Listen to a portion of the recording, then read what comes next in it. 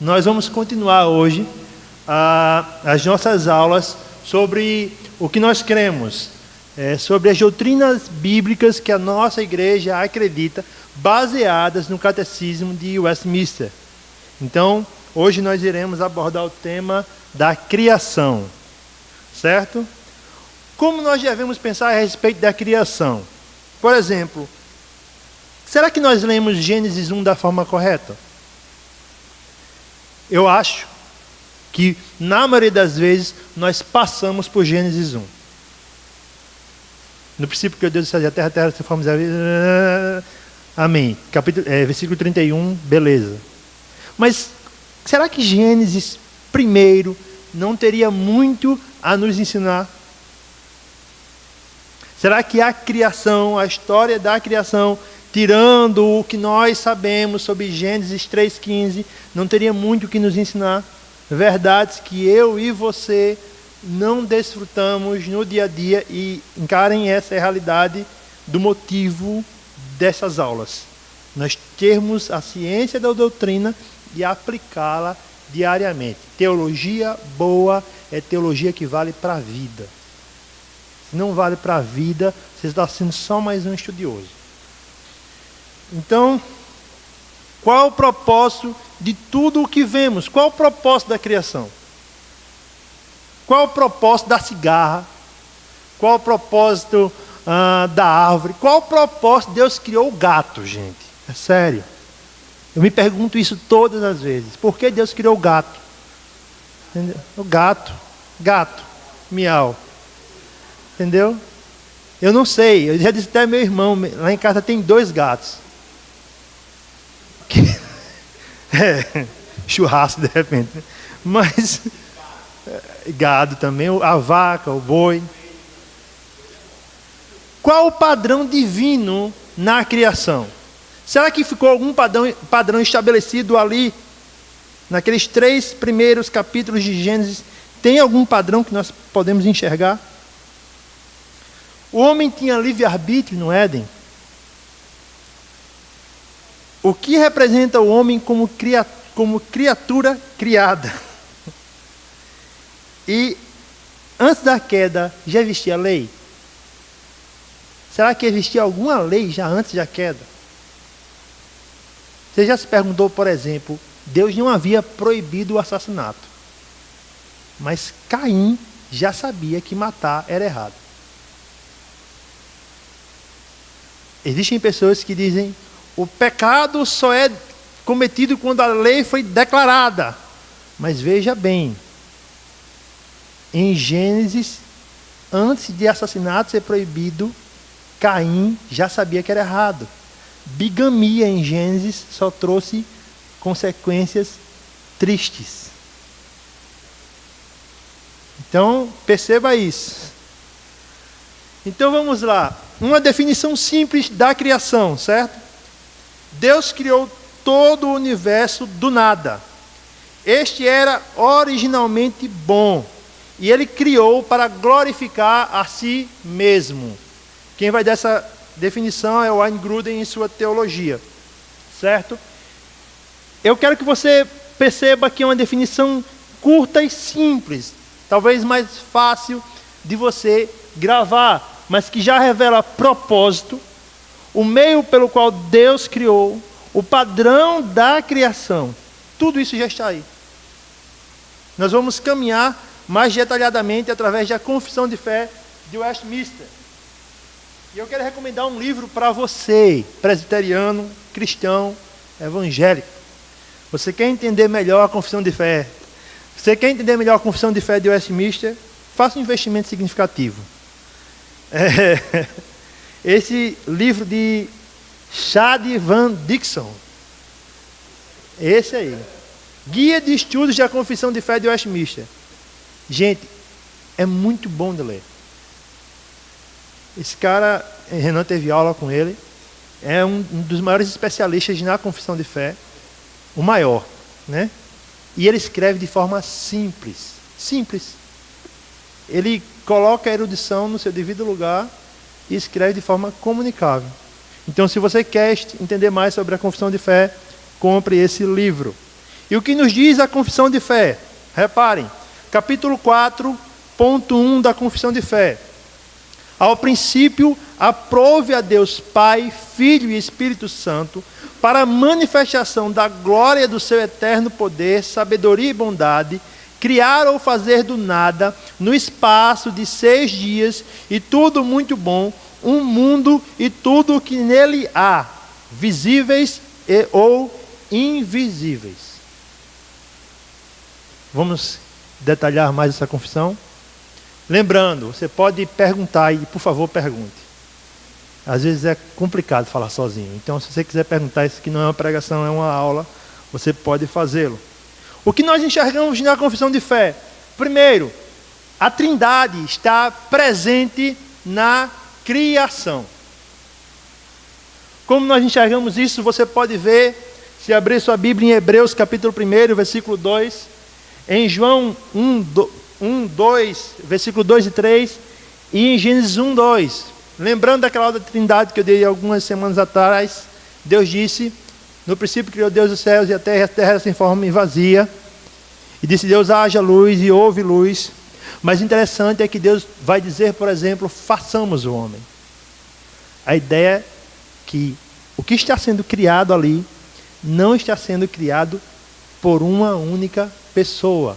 Lembre-se, Trindade são 3 pessoas que compartilham a mesma essência. Um Deus, que é 3 pessoas distintas. Certo? Então ela está presente na criação. Deus Pai foi o agente primordial ao iniciar o ato da criação.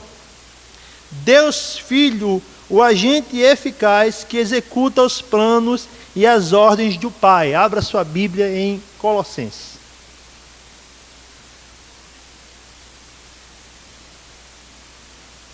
Colossenses capítulo 1.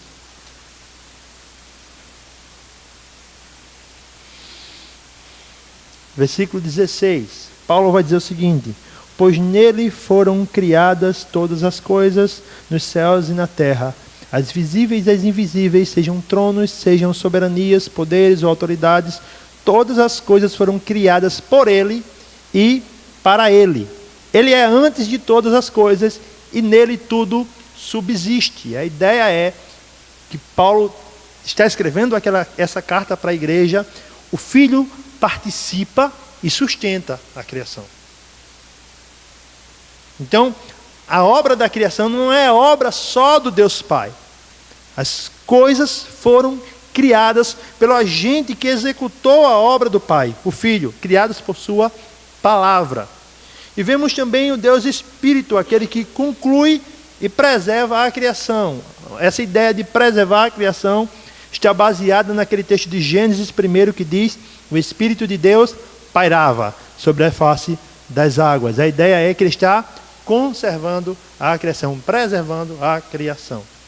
Então, se as pessoas dizem que o mundo vai acabar, que o homem vai acabar com o mundo, elas estão enganadas, né? Isso é história da carochinha, porque é o próprio Deus que governa ainda a sua criação. O Deus Pai, o Deus Filho, o Deus Espírito. Para a sua glória. A confissão vai dizer: para a manifestação da glória do seu eterno poder, sabedoria e bondade. Abra sua Bíblia em Romanos capítulo 1, verso 20. Quem encontrar pode ler, por favor. Romanos 1, verso 20.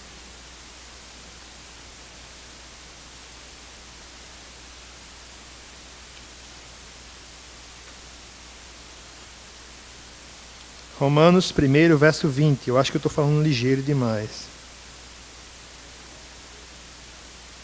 Quem encontrar pode ler, por favor.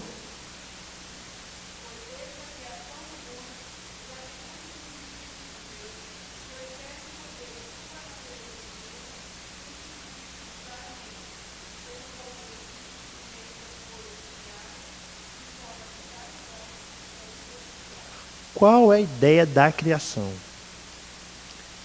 Quando você olhar para o mundo, e é isso que Paulo está querendo nos dizer, quando você olha para a imensidão do mundo, por exemplo, quando você vai até a orla de Cabo Branco e olha para o mar e vê aquela imensidão sem fim, você diz, isso não pode ser obra do acaso.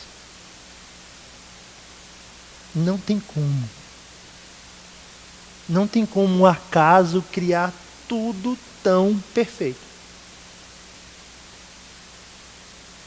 E aí a ideia do texto é, isso vai levar você a ter consciência que existe um Criador. O que acontece? Paulo vai dizer mais na frente que o pecado inverteu isso.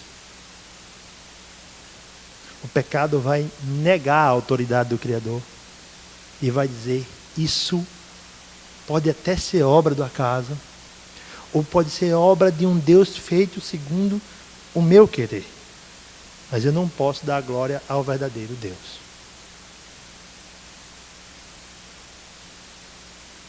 Jeremias 10:12 vai nos dizer o seguinte: mas foi Deus quem fez a terra com o seu poder, firmou o mundo com a sua sabedoria e estendeu os céus com seu entendimento. A criação mostra toda a sabedoria de Deus que está além de qualquer coisa criada. Você lembra de um rapaz chamado Jó? Que ele questionou, indagou a Deus o motivo do seu sofrimento. Ele quer saber só por que está sofrendo. O que é que Deus faz, irmãos? Deus coloca Jó no seu lugar mostrando o quê? A criação. Ele vai dizer, Jó, aonde você estava quando eu coloquei limite nas ondas? Me diz aí, Jó. E, gente, se eu e você observarmos, se nós observarmos bem, nós veremos que esse mundo é um relógio que, mesmo com o pecado, gira com tanta perfeição. O mar é imenso, inalcançável. Essa semana, alguns meses atrás, teve uma ressaca que invadiu o calçamento da praia de Cabo Branco. Mas você já reparou que ele não acaba com os homens, por exemplo, com as coisas criadas? Ele pode ter sua revolta, mas ele volta para o seu lugar. Você já reparou a perfeição do ecossistema? Onde nada se perde, onde um cadáver vira alimento para uma árvore que vai gerar oxigênio para o ser humano. As coisas que eu e você desprezamos, Deus utiliza. Você já reparou em você toda a complexidade que tem na sua vida? Você tem muito problema, não tem? Você está se divertindo. Você tem muito problema. Com toda a complexidade do corpo humano. Você tem que ter, digamos assim, uma taxa de glicose no nível adequado. Sua pressão tem que estar certinha. Qualquer coisa que se sai do lugar, já era. E Deus faz isso caminhar perfeitamente. Isso é sabedoria, irmãos. Deus é sábio. E sabe o que faz. Ela também afirma que foi feita por um ato livre de Deus. Pois se Deus necessitasse criar algo, ele deixaria de ser o único ser independente. Por que Deus criou o homem? Deus estava só, estava numa crise tremenda, precisava de alguém para conversar e criou Adão. Não, irmãos. Ele não necessita de ninguém. Você acha que tem independência, você é um tolo. O único ser independente em toda a criação, em todo o universo, é o próprio Deus. Só Ele faz o que dá na telha, irmãos. E é sempre bom. Só Ele. Você pensa que saiu da curva, você está no plano dele. Você pensa que vai surpreendê-lo, você não vai nem assustá-lo. Deus não passa crise, irmãos. Isso é incrível. E é interessante, é muito interessante, como ele, que é autossuficiente, resolveu criar a humanidade. E eu posso dizer mais além. Ele é autossuficiente e a partir do momento da queda ele poderia exterminar a humanidade. Dizer, vai tudo para o inferno a partir de agora. E ele resolve se relacionar com pecadores, irmãos. E o mais inacreditável, ele vira a criação. O Criador se torna a criação para salvar. Isso é sabedoria. Isso é controle. Isso é independência. Isso está em Gênesis 1. Deus criando todas as coisas. Todas as coisas do nada. Criar ou fazer do nada, no espaço de 6 dias, o mundo e tudo o que nele há, visíveis ou invisíveis. Eu não vou debater hoje, não dá tempo, se esses 6 dias são dias de 24 horas ou períodos de tempo. O que eu posso dizer é que quando a confissão foi feita, segundo o autor do livro, ele vai dizer que o pessoal da confissão pensava em dias de 24 horas. Eu caminho por essa linha, pensando que para o autor Moisés, todas as vezes que ele cita dia, o dia tem 24 horas. Então, me avisaram. Mas o que acontece? O que nós podemos absorver aqui? Gente, não houve matéria-prima. Você não consegue pensar no nada, porque a partir do momento que você pensa no nada, você está pensando em alguma coisa. Mas a ideia é que não houve nada. Deus simplesmente disse, haja luz, e a luz aconteceu, nasceu. Criou a terra sem forma e vazia, criou e pronto. Alguns vão dizer que essa terra é uma terra caótica, que antes foi habitada por anjos. Não pode se afirmar isso em Gênesis 1, porque o que nós vemos aqui é processual. Deus está criando gradativamente, do menor para o maior. Ele cria a terra sem forma e vazia, porque ele está criando do nada, naquele momento. E é interessante que ele diz, e ele fala e as coisas vão acontecendo. Acreditamos assim que todo o cosmos foi feito sem nenhuma matéria-prima, sendo unicamente criado pela palavra de Deus. Todo o universo, irmão. Até onde nós ainda não conseguimos enxergar com nenhum telescópio. Não foi criado por um Big Bang. Foi criado por um maestro.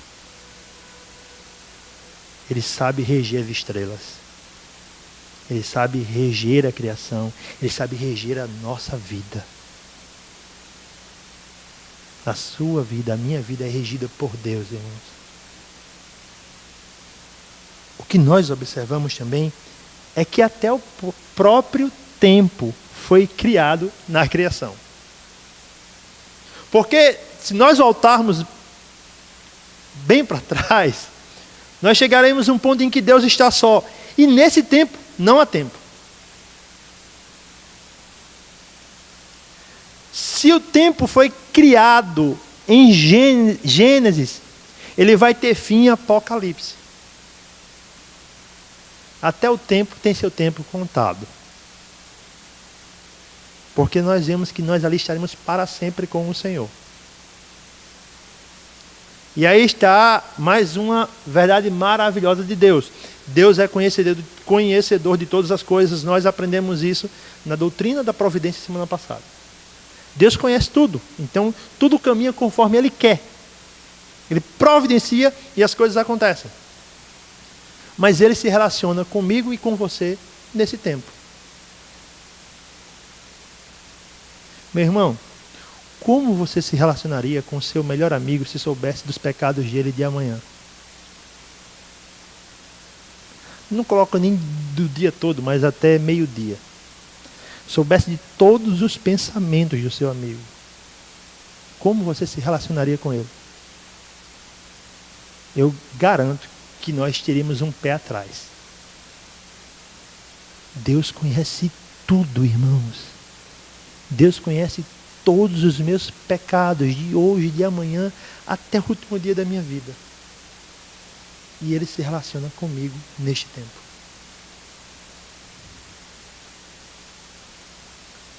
Eu repito, isso só afirma a independência de Deus. Deus é um ser independente, irmãos. Ele governa todas as coisas. Alguém tem alguma pergunta? Eu tenho medo disso. Porque eu posso estar falando ligeiro demais, mas tudo bem. E o padrão da criação é esse. Tudo que Deus criou é muito bom. Alguém sabe me dizer aqui qual foi a única vez em Gênesis do capítulo 1 ao capítulo 3 que Deus disse que não era bom? Não é bom que o homem esteja só. Isso revela a dignidade da mulher.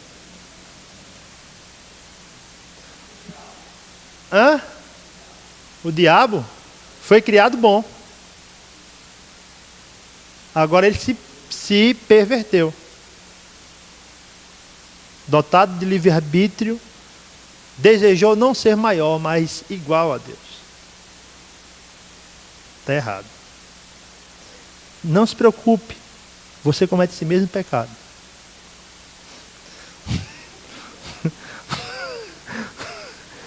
Toda vez que você peca, você está dizendo, eu quero ser igual ao Senhor.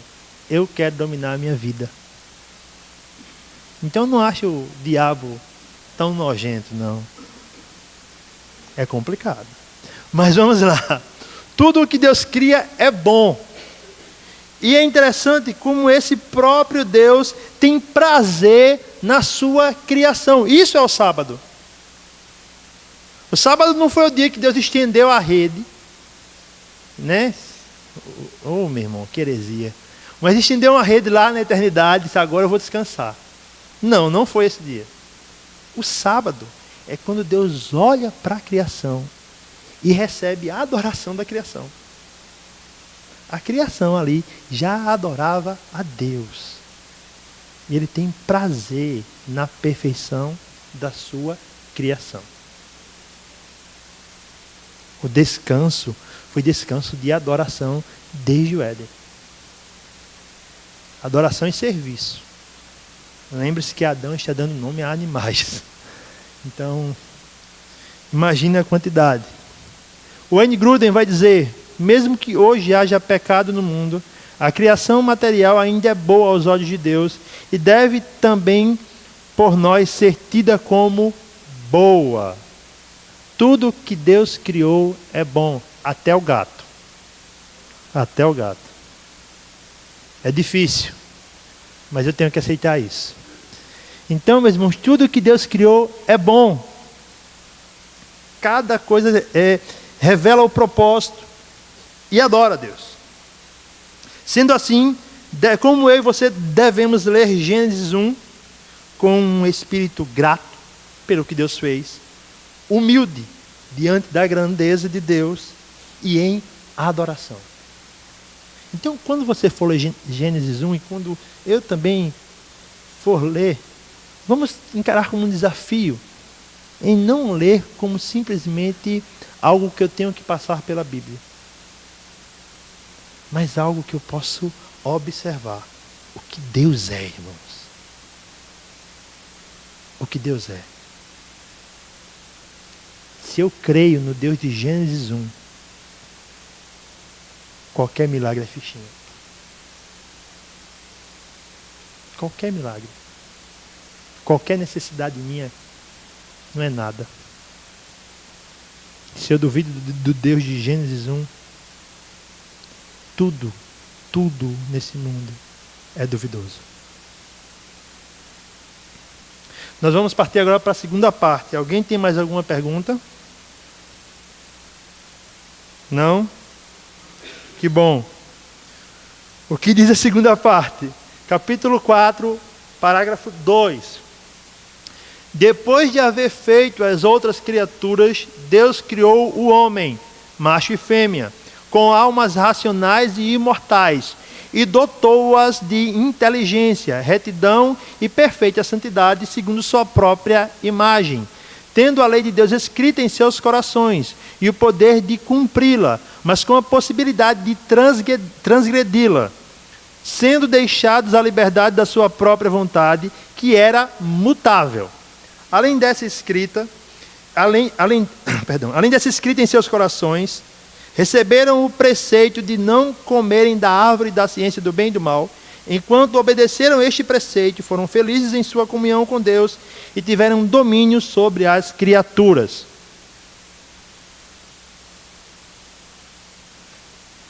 Primeira coisa que nós devemos entender: depois de haver feito outras criaturas, Deus criou o homem, macho e fêmea. Gênesis 2:7. O que esse texto vai revelar? Não há possibilidade de evolução. Não tem como, irmãos, um macaquinho, sei lá, na minha geração, talvez muitos aqui não conheceram o Pokémon, né? Evoluía, chegar ao estado lá de perfeição. Não tem como. Por quê? Biblicamente, Deus cria o homem em um instante. Ele pega um pó da terra, faz lá a maquete, sopra nas narinas e o camarada está vivo. Está pronto, adulto já. Depois o camarada dorme, ele tira uma costela e faz a mulher. Isso é o que eu e você devemos acreditar. Isso também requer fé. Várias pessoas não acreditam na criação do homem, sei lá, no criacionismo. Preferem a teoria da evolução. Coloque na sua cabeça sempre Romanos 1. Romanos 1 é um atestado que eu prefiro negar a verdade desse Deus Todo-Poderoso e acreditar no meu conhecimento como pecador. Existem muitos documentários bons, até mesmo no YouTube, sobre criacionismo. E a grande verdade é que não existe nenhuma prova real do evolucionismo. Pois não. Eu preciso ter mais fé para acreditar no evolucionismo do que no criacionismo. Muito mais fé.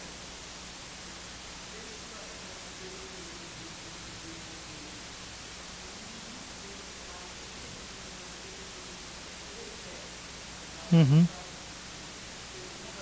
Uhum. Uhum.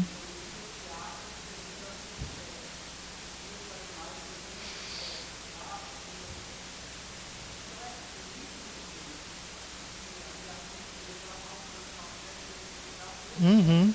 Uhum.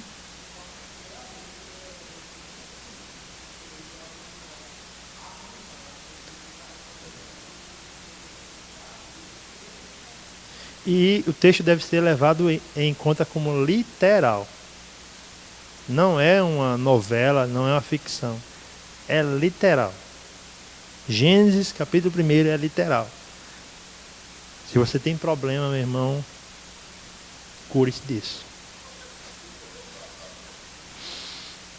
Esse texto deixa clara a impossibilidade da evolução humana.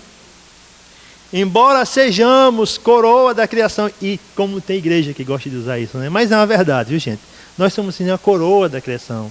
Nós somos a imagem de Deus na criação. Mas lembre-se, você é feito de barro, irmão. A coroa está num vaso de barro. Quebra fácil.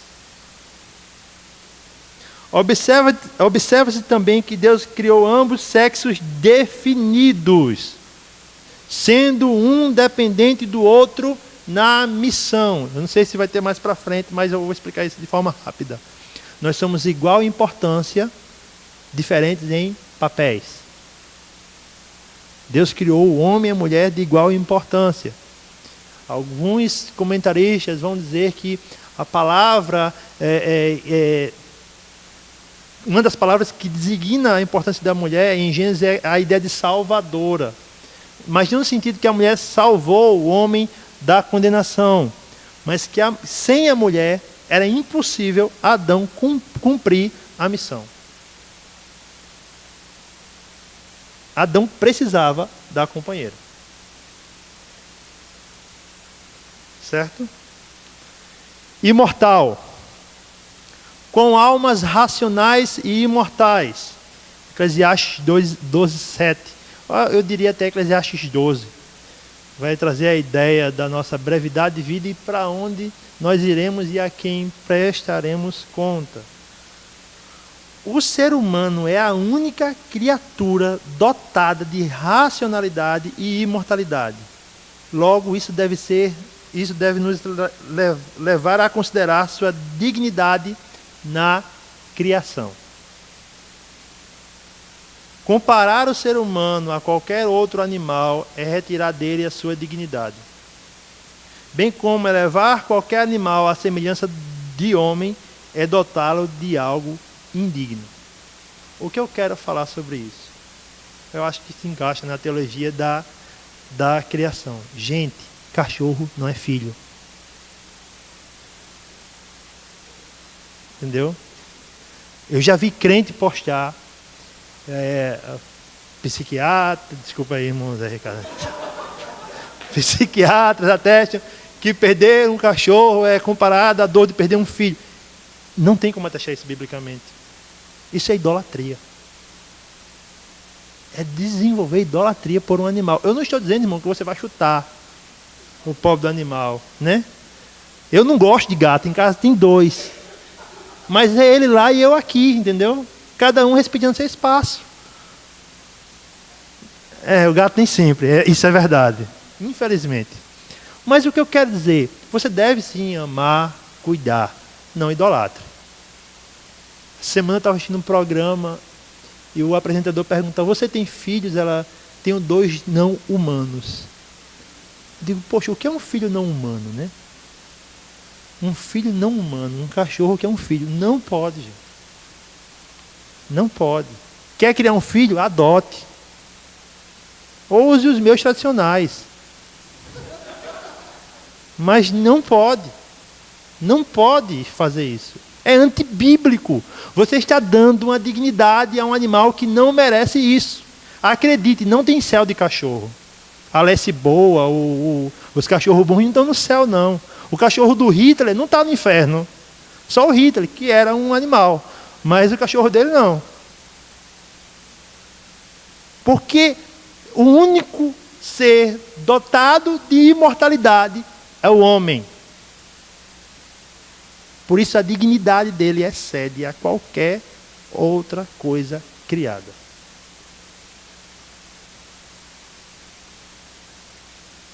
Imagem. E doutor de inteligência, retidão e perfeita santidade segundo sua própria imagem. A confissão vai atribuir essas características como imagem. Mas nós podemos lembrar, por exemplo, que o ser humano é o único ser da criação que partilha atributos comunicáveis divinos. Isso revela a imagem de Deus. Você tem criatividade? Isso é atributo divino. Inteligência, como ele colocou, atributo divino. Sede por justiça, atributo divino. Em toda a criação você só vai encontrar isso no homem. Você não vai ver um animal desenvolvendo uma inteligência fora do comum. Ele é limitado à sua espécie.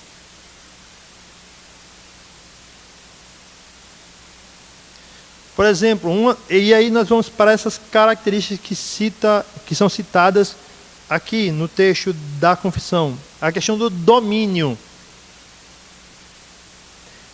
Qual é uma das primeiras ordens que Deus dá ao homem? domine sobre a criação. No estado de perfeição, Adão tinha total domínio sobre todo e qualquer animal. Até mesmo sobre os dinossauros, irmão. Será que eles estavam lá? Domínio sobre toda a criação. Conhecimento. Ao homem foi dada a habilidade de conhecer e desenvolver conhecimento. Justiça. Essa qualidade incomum que hoje está cada vez mais contaminada pelo pecado. Mas que eu e você temos isso porque foi o próprio Deus que colocou no homem. Porque você fica tão indignado quando as coisas não correm como devem ocorrer, porque você tem senso de justiça. E santidade. Logicamente, isso foi destruído na queda de Adão. E no final nós retornamos para ela. A confissão vai dizer também, tendo a lei de Deus escrita em seus corações e o poder de cumpri-la, mas com a possibilidade de transgredi-la, sendo deixados à liberdade da sua própria vontade, que era mutável. Além dessa escrita em seus corações. Vamos lá. Romanos 2, 14 e 15. Eu vou ler aqui. De fato, quando os gentios que não têm lei praticam naturalmente o que ela ordena, tornam-se lei para si mesmos, embora não possuam lei, pois mostram que as exigências da lei estão gravadas em seu coração. Disso dão testemunho também a sua consciência e os pensamentos dele, ora acusando-os, ora defendendo-os. Você vai para a tribo mais isolada na África. Tribo mais isolada, lá onde nosso irmão Levi está. Lá adultério é pecado. A comunidade não aceita isso. Assassinato é errado. Quem ensinou isso a eles? E eu volto para o caso de Caim. Deus não tinha proibido ainda o assassinato. Mas notem que quando Deus fala com Caim, Caim já tem intenções perversas. E ele mata Abel. Ele não precisou de uma declaração explícita, isso já estava dentro dele. O que é isso, irmãos? Deus colocou um tribunal no homem, a sua consciência. Por mais desviada que esteja, ainda há um tribunal que regula toda a mente humana, seja crente ou descrente. E esse tribunal foi colocado pelo próprio Deus. A questão é que nós subvertemos esse tribunal. Nós tornamos esse tribunal injusto. E tiramos a honra de Deus e a distribuímos com os prazeres do agora. Mas ainda há no coração do homem a lei de Deus estabelecida. O que acontece lá em Êxodo com os 10 mandamentos só é, digamos assim, colocar escrito em pedras o que já estava firmado nos corações. Então, um ser humano sabe da existência de Deus em seu ser, mas ele prefere negá-la.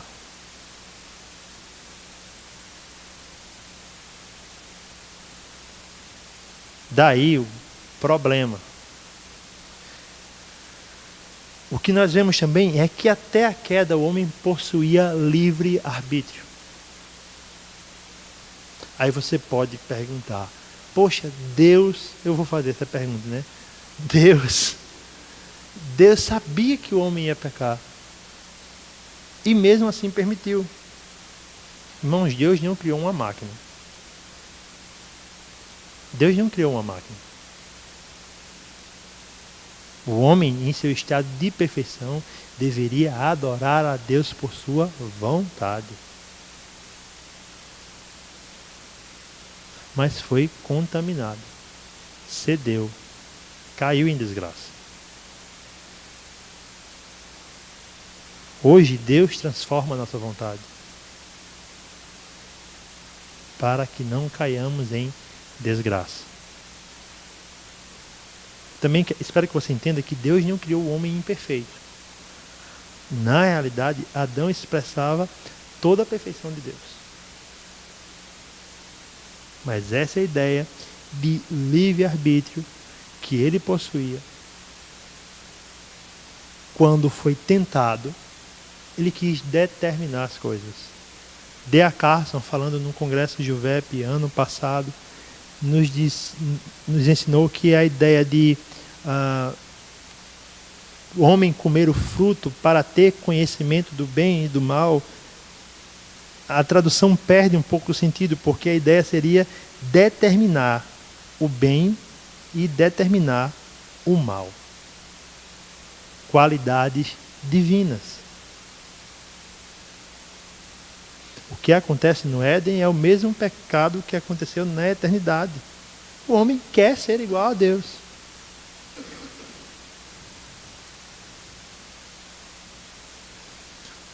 Podemos observar essa lei ainda hoje, como eu falei. E a única lei declarada, explícita em Gênesis é essa. Receberam o preceito de não comerem da árvore da ciência do bem e do mal. Enquanto obedeceram a este preceito, foram felizes em sua comunhão com Deus e tiveram domínio sobre as criaturas. Gênesis 2:17, 3, 8 ao 11 e 23. Irmãos, nós não sabemos quanto tempo isso durou. Nós não temos ideia por quanto tempo Adão ficou na perfeição. Você não deve encarar o texto bíblico como um relato temporal, digamos assim, acertado no relógio, tão rápido. A ideia que temos é que houve sim um tempo em que Adão teve comunhão plena com Deus. E após esse tempo houve a queda. E a comunhão, irmãos, era de se desejar. A ideia do texto é que o homem tinha acesso a Deus, irmãos. Livre acesso a Deus.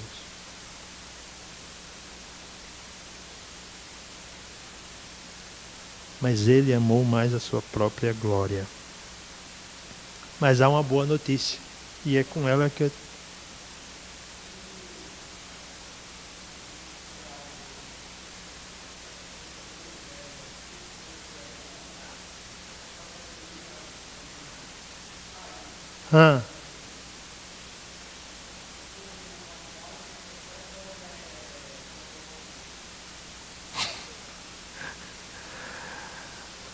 Boa pergunta.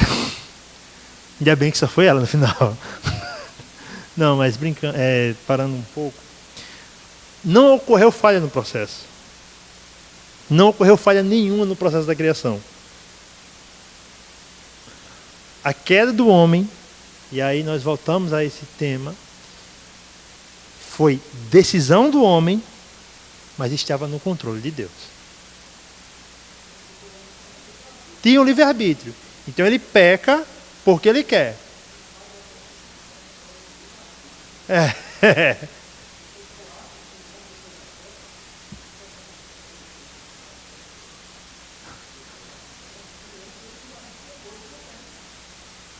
É impossível. A ideia do texto em Gênesis, mais para frente, vai dizer que ele deseja deliberadamente o mal. Ele tem desejo pelo mal. Sim, mas no estado de perfeição, ele tinha o prazer, ou digamos assim, o direito de escolha. A responsabilidade cai sobre ele justamente por isso. Como único homem, como único representante, Adão deveria representar a perfeição da criação. Uma criação que adorava de livre vontade. Deus não se interpõe a essa vontade. O homem escolhe pecar. E Deus já sabia. Tanto que, quando peca, quem está antes da fundação do mundo sacrificado? o Cordeiro. Ele já providenciou tudo. Se você enxerga Deus, algumas pessoas podem dizer, ele foi meio irresponsável, ele sabia. Eu enxergo Deus pagando um preço que não lhe cabia antes da fundação do mundo. Porque antes da fundação do mundo, Cristo já estava decretado que Cristo morreria. Isso é como vai dizer John Stott, é um problema para Deus.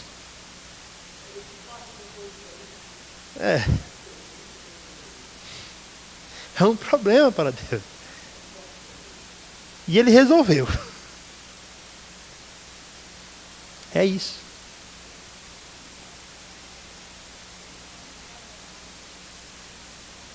Certo. Foi Deus. Porque a ideia é, não existe livre-arbítrio, sem possibilidade de escolha. Qual é o sentido de ter livre-arbítrio e não ter possibilidade de escolha? Encara. Deus criou todo o jardim do Éden, colocou uma árvore. O homem podia comer da árvore da vida. Não há proibição em Gênesis 1. Mas qual ele escolhe? Ele escolhe ser igual a Deus. Determinar o bem e o mal. Determinar. Mas há uma esperança. Para tudo. Paulo vai dizer em Romanos que não só nós, mas a criação aguarda a redenção. Um dia, irmãos, tudo vai estar no seu lugar. Um dia nós teremos o céu. Nós não sabemos se teremos animais lá, o ecossistema aqui da Terra. Mas o fato é que um dia tudo estará restaurado. Para sempre. E graças a Deus. Porque sabendo a escolha que Adão ia tomar, ele providenciou o Cordeiro que tira o pecado do mundo. Nós somos, irmãos, a nova criação. Já e ainda não, mas somos. A igreja é a nova criação. E a igreja deve transparecer. E eu tenho que concluir agora. Mas como disse Tim Chester em Adorando um Deus Triuno. Tim Chester.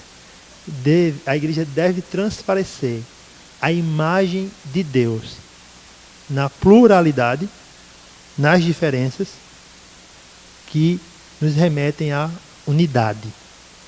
Nós somos uma comunidade totalmente diferente, mas somos um.